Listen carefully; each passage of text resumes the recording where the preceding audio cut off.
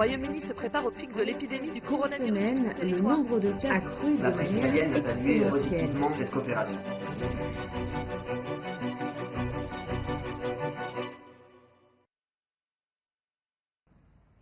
C'est par une lettre ouverte que Sam Woods, gouverneur adjoint de la Banque d'Angleterre, a demandé lundi aux 7 plus grandes banques anglaises de supprimer pour l'année 2020 leur paiement de dividendes, de bonus en cash au management senior et de rachat de leurs propres actions. Une lettre qui suit de près celle envoyée par la Banque centrale européenne aux pays de l'Union monétaire et auxquelles les banques se sont empressées de répondre. Contre toute attente, toutes les banques ont dit oui. Vous verrez des banques parler, comme la Banque centrale européenne, de revoir cette position début octobre. Il rappelle aux investisseurs qu'ils seront probablement capables de payer des dividendes, que ce soit approprié ou autorisé sont deux choses différentes. Ces banques voudront payer des dividendes et surtout les actions ont énormément chuté, donc les banques voudront se repositionner sur les marchés et acheter leurs propres actions.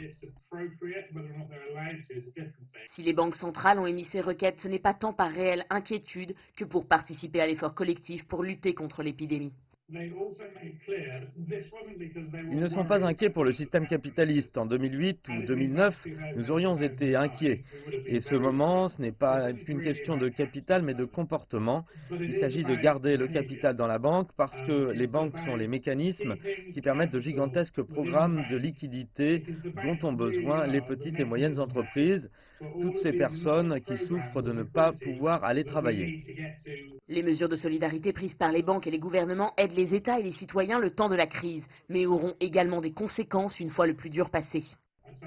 À un moment, pas cette année, peut-être pour l'année prochaine, quoique ce soit probable, les impôts vont augmenter. Nous allons devoir tout rembourser.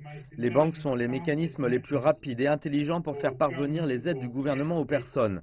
Cela ne va pas se faire en une fois, mais les choses vont s'arranger, les actions des banques vont cesser de chuter et même revenir à la hausse, mais tout cela ne compte pas autant que de réduire le nombre de morts et d'empêcher l'économie de s'effondrer. Et j'espère que nous ressortirons de cette crise avec un meilleur système bancaire, plus raisonnable et, je l'espère, une meilleure société.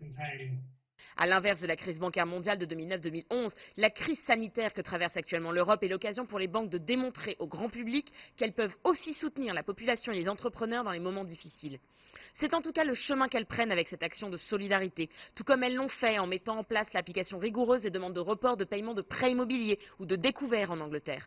Des actions positives dans le climat de stress actuel, mais dont on ne peut s'empêcher de se demander qui en paiera la facture dans le paysage économique de l'après-Covid-19. Floriane Virgile, Londres, CGTN.